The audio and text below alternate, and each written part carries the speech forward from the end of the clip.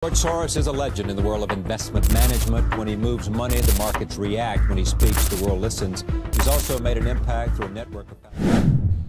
Presiden Prabowo sedang menghadapi badai besar di awal pemerintahannya.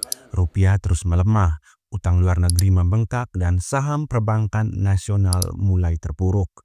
Di tengah situasi genting ini, bayang-bayang sosok spekulan kelas dunia, George Soros, kembali muncul. Nama Soros bukan sekadar legenda di dunia keuangan. Ia adalah pria yang pernah menjatuhkan ekonomi Inggris pada Black Wednesday 1992 dan mengguncang Asia pada krisis 1997. Lewat strategi short selling, memanfaatkan kelemahan ekonomi suatu negara dan meraup keuntungan miliaran dolar, Soros disebut sebagai dalang di balik jatuhnya BET Thailand dan krisis di Malaysia serta Korea Selatan. Perdana Menteri Malaysia kala itu, Mahathir Mohamad, bahkan menyebutnya sebagai perampok yang mengambil untung dari penderitaan rakyat. Kini skenario serupa bisa saja terjadi lagi di Indonesia dengan utang negara yang sudah menembus 8.000 triliun, korupsi di BUMN, dan rupiah yang hampir menyentuh angka 16.000 per USD. Indonesia berada dalam posisi rentan. Soros dan jaringan hedge fund-nya memiliki segala alat untuk mengguncang ekonomi kita, memanipulasi sentimen pasar, menekan nilai tukar rupiah, dan menggerogoti stabilitas nasional. Presiden Prabowo harus waspada. Jika langkah antisipasi tidak segera diambil, Indonesia bisa bernasib sama seperti negara-negara yang dulu jatuh di tangan spekulan global. Ini bukan sekadar teori konspirasi, ini adalah peringatan keras. Karena itu kita perlu memahami langkah-langkah George Soros dalam menghancurkan ekonomi suatu negara. George Soros bukanlah dongeng, ia adalah predator ekonomi yang telah merobohkan negara-negara dengan situasi kerentanan finansial. Indonesia dengan 3 kelemahan fatal, rupiah yang limbung, perbankan rapuh, dan utang yang membengkak adalah mangsa empuk baginya. Strategi pertama, menyerang rupiah dengan senjata short selling atau penjualan singkat. Soros akan mulai dengan membidik mata uang seperti yang dilakukannya pada pound sterling Inggris pada tahun 1992 dan BET Thailand pada 1997. Caranya sederhana tapi mematikan. Ia meminjam rupiah dalam jumlah besar. Melalui jaringan bank asing, ia akan meminjam triliunan rupiah dengan jangka pendek. Lalu kemudian ia menjual rupiah secara masif. Ia menggempur pasar valuta asing dengan menjual rupiah untuk ditukar ke dolar Amerika Serikat atau mata uang kuat lainnya. Aksi ini membuat rupiah tambah tertekan dan memicu kepanikan di pasar. Lalu setelah itu dia membeli kembali dengan harga murah. Begitu rupiah jatuh ke level terendah, misalnya 17.000 IDR per USD, ia membeli kembali rupiah yang dipinjam dengan harga yang jauh lebih murah. Selisihnya adalah keuntungannya, sementara Indonesia terjebak dalam inflasi dan kelangkaan dolar. Strategi kedua yang bakal dilakukannya adalah menghancurkan kepercayaan pada perbankan. Sektor perbankan Indonesia yang sudah goyah adalah sasaran berikutnya. Soros akan menggunakan 2 taktik. Yang pertama, short selling saham bank.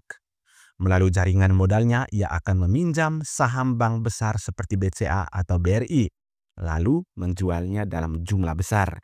Penurunan harga saham ini memicu kepanikan investor retail yang ikut-ikutan melepas saham dan memperparah keruntuhan. Setelah itu dia akan menyebarkan isu krisis likuiditas melalui media atau laporan kebocoran data. Ia bisa menyebarkan kabar palsu bahwa suatu bank akan kolaps.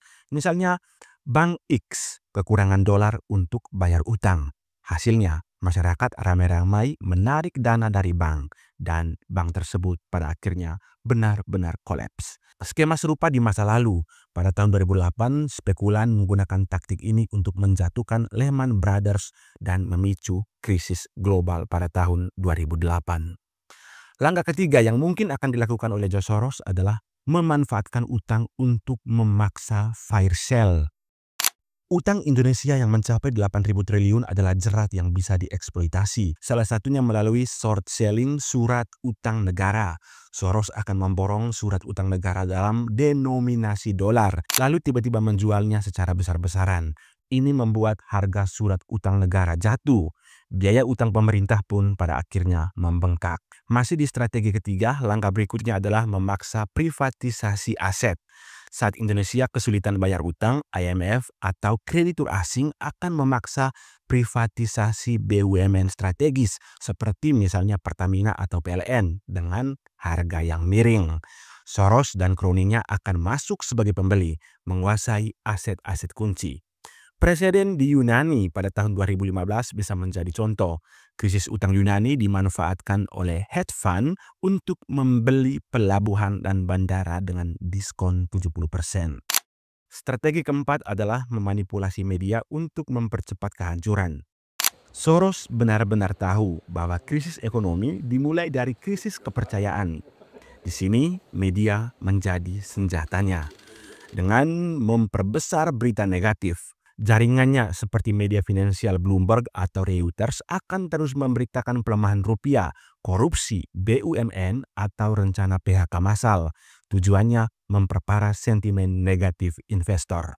Kemudian menciptakan narasi Indonesia bangkrut atau barangkali Indonesia gelap. Artikel opini atau laporan analisis independen akan digoreng untuk meyakinkan pasar bahwa Indonesia adalah negara gagal.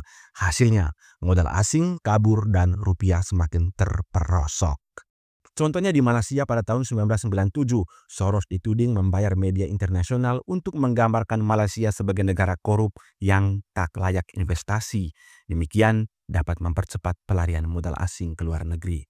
Langkah kelima yang mungkin dilakukan adalah menunggu saat tepat untuk membeli murah.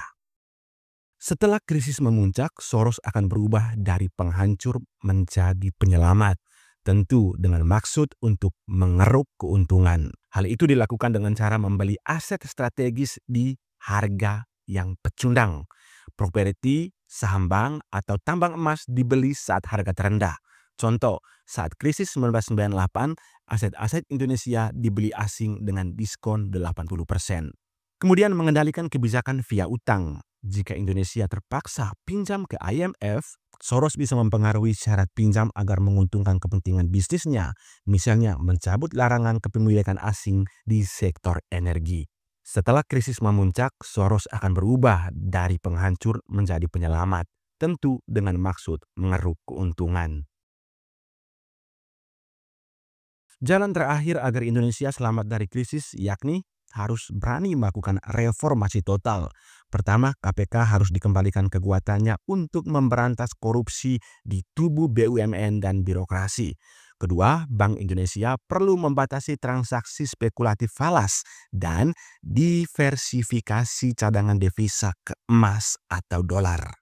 Nah, kebetulan sekarang Indonesia sudah memiliki bank emas. Ketiga, pemerintah harus mengalihkan utang ke sektor produktif seperti pendidikan dan industri hijau, bukan proyek mercusuar seperti IKN. Terakhir, perang melawan hoax ekonomi harus dimenangkan dengan edukasi publik dan kolaborasi media lokal. Krisis ini adalah cermin. Selama korupsi dan salah kelola dibiarkan, Indonesia akan tetap menjadi sasaran empuk predator seperti Soros. Semoga Pak Prabowo sehat selalu dan berani mengambil langkah tegas agar Indonesia selamat.